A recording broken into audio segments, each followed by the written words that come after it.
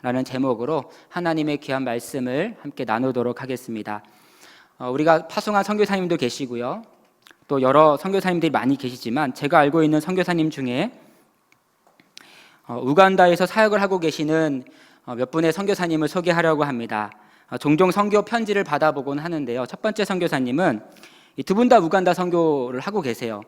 6, 7년 전 우간다로 이 파송을 받은 그러한 분이신데요, 그 생활을 들어보면 당연히 한국과는 다르게 열악한 것을 볼 수 있습니다. 특히 인상이 깊었던 것은 이 옷을 이 빨래하고 이렇게 딱 말리려고 걸어놓으면 이 벌레들이 거기에 알을 이렇게 낳는다고 합니다.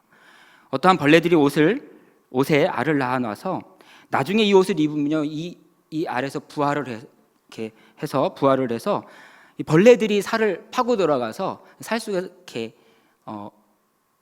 몸속에 산다고 합니다. 그래서 이 벌레를 빼내려고 살을 째고 짜는 그러한 이야기들을 들었을 때에 참 타지에서 참 고생을 하고 있구나, 참 이 선교하는 것이 쉽지는 않구나 라는 것을 생각을 해봅니다. 그래서 항상 옷을 입기 전에요, 다리미로 이렇게 살균을 해가지고 옷을 입는다고 합니다. 또 다른 한 분인데요, 이분도 우간다에 사역을 하고 계신 분인데 한 1년 전에 파송을 받으셨습니다. 이 선교지에 가면 가장 중요한 것이 무엇입니까? 언어가 중요하잖아요. 그리고 그 나라의 문화를 아는 것이 참으로 중요합니다. 그래서 언어와 문화를 배우는 것부터 시작을 하는데요, 이분이 언어를 배우기 위해서 현지 중학교에 입학을 하셨다고 합니다. 현지 학생들처럼 교복을 입고, 제가 생각하기에 받아줄까? 이런 생각을 참 특이하다, 학생들이 좋아할까? 생각을 했는데 그 현지 학생들이 너무나 좋아한답니다. 그래서 학생들 같이 어울리고 공부도 하고 언어도 배우고 문화도 배우는 그러한 그런 것에서부터 시작을 한다고 하는 이야기를 들었습니다. 한국에서 대학과 대학원까지 나오셨지만 현지에서 그렇게 노력하고 힘쓰는 선교사님들의 모습을 볼 수 있었습니다. 이러한 것 뿐이겠습니까? 한두 가지가 아니죠. 선교한다라는 것은요, 쉽지 않다라는 것을 선교사님들을 통해서 이야기를 들으면 들을수록 우리는 깨닫게 됩니다. 환경의 어려움 속에서도 기쁨으로 나의 삶을 내려놓거나 포기한다라는 것이 결코 쉽지 않다라는 것이죠. 오늘 이곳에 단기 선교를 앞두고 있는 우리에게도 이 선교사님들의 이 정도의 헌신은 아닐지라도 우리의 것을 우리도 잠시 내려놓고 포기하며 복음을 들고 나아가는, 그것이 단기 선교라고 생각합니다. 오늘 이 시간 선교에 앞서 파송 예배를 드리면서 예배와 말씀을 통해서 왜 우리가 이렇게 선교의 삶을 살아야 되는가, 왜 이렇게 선교의 삶을 살도록 힘써야 되는가, 이 내용을 우리가 다시 한번 점검해 보며 하나님께서 주시는 은혜를 누리고 우리도 더욱더 선교의 삶을, 증인의 삶을 살아내는 우리 모두가 다 되시기를 주의 이름으로 간절히 축원합니다. 오늘 본문은 사도행전입니다. 누가가 쓴 두 번째 책이죠. 첫 번째 책은 어떤 책이죠? 누가복음이고 두 번째 쓴 책이 사도행전입니다. 데오빌로라는 사람에게 이 책을 썼습니다. 사도행전을 기록한 목적이 무엇인가를 살펴보면, 또한 사도행전이 우리에게 오늘 이 시간 우리에게 주는 메시지는 무엇인가, 핵심 메시지는 무엇인가를 살펴보면요, 예수님께서 이 땅에 오시고 승천하신 이후에 우리에게 남겨진 숙제가 무엇인가,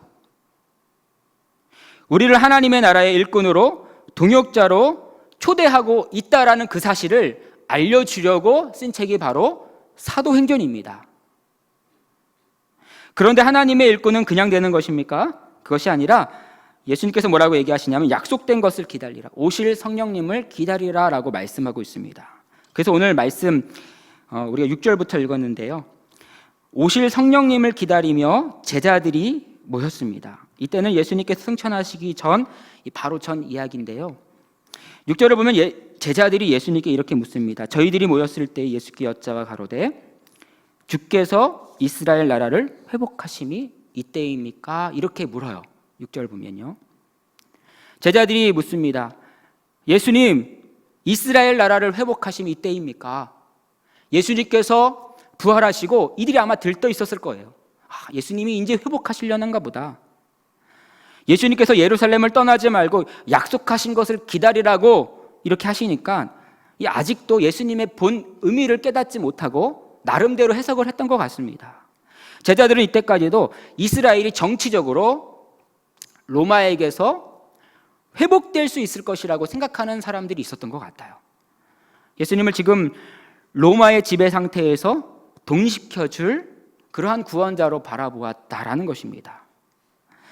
이스라엘 백성들은 우리가 알다시피 옛날부터 애굽, 그리고 아수르, 바벨론, 페르시아, 그리고 로마에 이르기까지 강대국 틈바구니 속에서 고통과 고난의 역사를 가지고 있는 자들이었습니다. 그래서 유대인들 가슴 안에는요, 그러한 응어리들이 있었어요. 그러한 한이 있었습니다. 우리의 민족이 언제 한번 독립해서 자유롭게 살 수 있을까?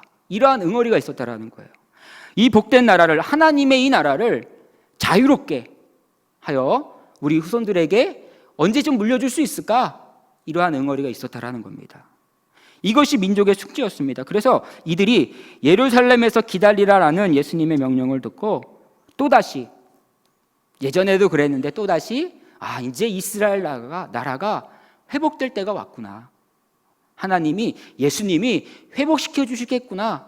뭔가 어떠한 능력을 보여주시겠구나 라는 기대를 가지고 모였다라는 것입니다. 오늘날에도 신앙생활 하면서 이러한 오해가 우리 가운데 있음을 보게 됩니다. 예수님의 복음과 예수님의 십자가가 이 땅에서 우리에게 약속하는 것은 무엇입니까? 여러분, 우리가 신앙생활 하는 이유는 무엇입니까? 예수님을 믿으며 이 땅에서 승승장구할 수 있다.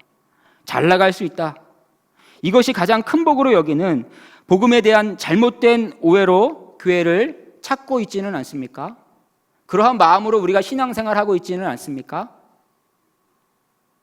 이러한 오해를 한 질문에 예수님께서 이렇게 대답하십니다. 7절 말씀인데요. 우리가 읽어봤지만 우리 한 번 더 읽어볼까요? 이르시되 시작.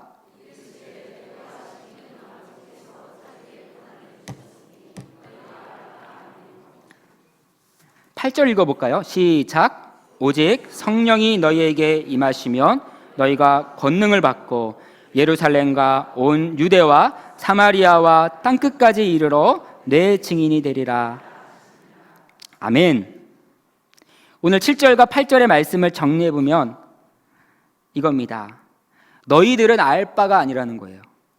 너희들의 관심이 되어야 될 것은 세상의 복도 아니고 그리고 종말이 언제 오느냐 하라는 것도 아니다라는 것입니다. 그럼 뭐가 관심이 되어야 됩니까? 나의 증인이 되는 것에 관심을 가져야 된다. 내 증인이 되어야 된다. 이거에 삶의 목표를 두고 살아가야 된다 라고 말씀하고 있다라는 것입니다. 이렇게 말씀하시고요, 예수님이요 다른 말씀 안 하시고 이렇게 승천하십니다.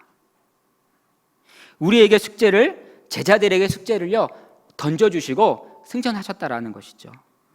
여러분 8절 말씀대로요, 예수님의 하나님의 증인이 되려면 어떻게 우리가 해야 됩니까? 성령이 임해야 합니다. 성령이 임해서 권능을 받아야 됩니다. 성령이 우리 가운데 충만해야지만이 이 귀한 증인의 삶을 감당할 수 있다라는 것을 우리가 말씀을 통해 우리가 알 수 있습니다. 여기서 권능이라는 단어는요, 이 헬라어를 보면 두나미스라는 단어입니다. 영어로 다이너마이트의 어원이기도 해요. 폭탄이죠. 다이너마이트면요, 이 폭탄과 같은 능력이 임할 때 감당할 수 있다는 것입니다. 다이너마이트는 큰 바위나 돌을 부술 때, 사람이 부술 수 없는 것을 부술 때 쓰는 폭탄이 다이너마이트입니다. 엄청난 폭약이 터지면서 큰 위력이 발휘하게 되는 것인데요, 이처럼 성령이 임하시면 모든 것이 우리가 할 수 없는 그러한 것들이 이 능력으로 말미암아 가능하게 되고 또한 새로운 활력이 불어넣어지게 된다는 것. 그래서 우리가 증인의 삶을 살아갈 수 있게 한다라는 것입니다. 여러분, 증인의 삶은요, 나의 힘으로는 절대 할 수 없는 그러한 삶입니다. 여러분들 이 선교의 삶, 우리가 앞에 서론에서 봤던 것처럼 그러한 선교사님의 그러한 삶들을 우리가 살아낼 수 있습니까? 우리의 힘과 능력으로는요 할 수 없다라는 것이죠. 어떻게 할 수 있습니까? 성령님이 함께 하실 때에, 성령이 충만할 때에 하나님의 말씀으로 은혜가 가득할 때에 다이너마이트, 폭탄의 위력을 넘어서서 주시는 성령님께서 주시는 능력으로, 권능으로 선교의 삶, 증인의 삶을 감당할 수 있다라는 것입니다. 내 힘으로 하려고 하면요, 안 된다라는 사실입니다.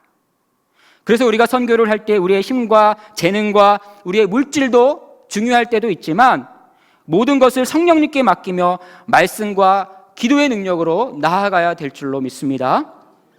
마지막으로 9절 이하를 우리가 보면요, 9절 좀 길지만 우리 9절, 10절, 11절을 한번 읽어볼까요? 우리 이 말씀을 시작.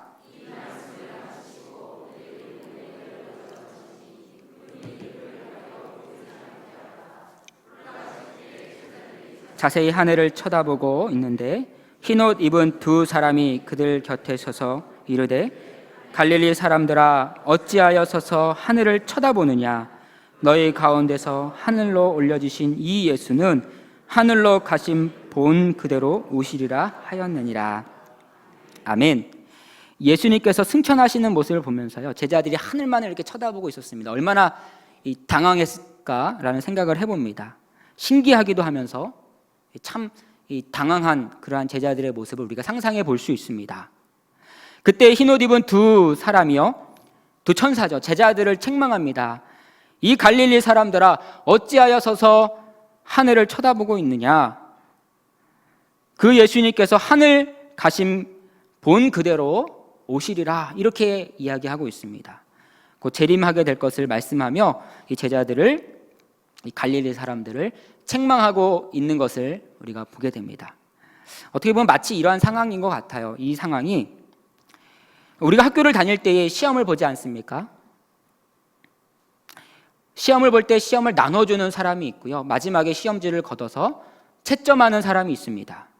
이러한 것처럼 예수님께서 처음 오신 것은 마치 시험지를 주러 오신 것이고, 예수님께서 재림하실 때에는 채점하러 오신 것이다 라고 생각하면 이 본문의 말씀을 좀 더 이해하기가 쉬울 것 같습니다.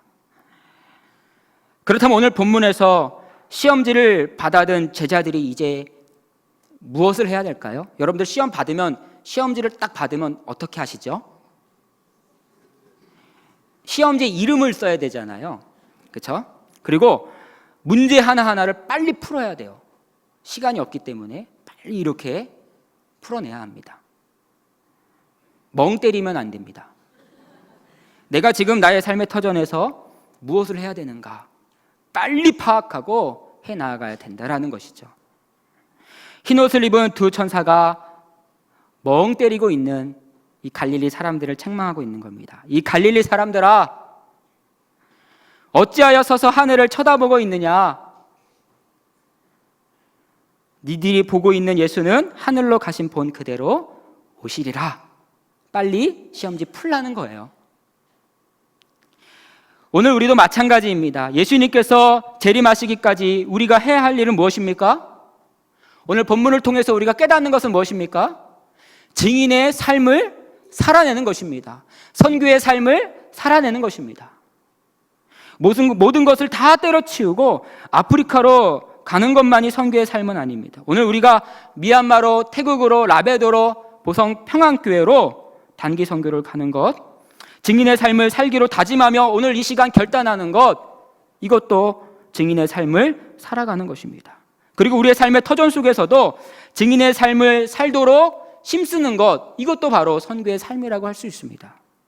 오늘 이 시간 성령님께서 주시는 권능을 받아서 억지로 하는 것이 아니라, 내 힘으로 하는 것이 아니라 하나님께서 주시는 기쁨으로, 그리고 담대하게 주님이 주시는 선교의 사명과 증인의 삶을 힘쓰는 우리 모두가 다 되시기를 주의 이름으로 간절히 축원합니다. 말씀의 결론을 맺도록 하겠습니다. 공교롭게도요, 우리 청년부 이번에 표어가요, 내 증인이 되라라는 것입니다. 선교의 삶을 살았으면 좋겠다라는 마음으로 이번 표어를, 올해 표어를, 청년부 표어를 그렇게 지었습니다. 이번 표에 맞게 청년부 여름 수련회 주제를 뭘로 할까라는 여러 고민 끝에 청년부 수련회 주제를요, 삶으로 증거하라. 오늘 사실 본문 말씀의 제목입니다. 삶으로 증거하라. 우리 선교팀이 오늘 이번에 선교를 떠나는 우리 선교팀이요,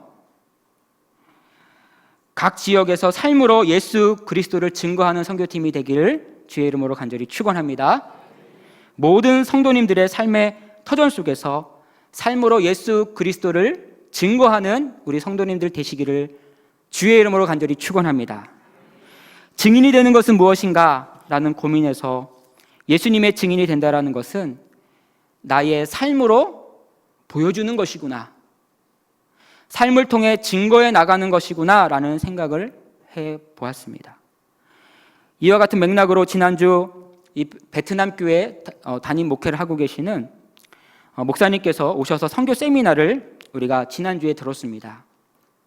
그 선교 세미나를 통해서 여러 가지 메시지가 선포되었는데, 강력하게 선포되었던 메시지 중에 제 머리에, 제 가슴에 기억이 남는 그러한 메시지가 있었습니다. 뭐라고 말씀하셨냐면요, 선교는 돈으로 하는 것이 아니라 삶으로, 마음으로 하는 것이다. 돈을 많이 뿌리면 선교가 우리가 잘 될 것처럼 보이지만, 다 했다라고 생각이 들지만 오히려 그것이 선교지의 장애가 될 수 있다라는 것이다 라는 것입니다.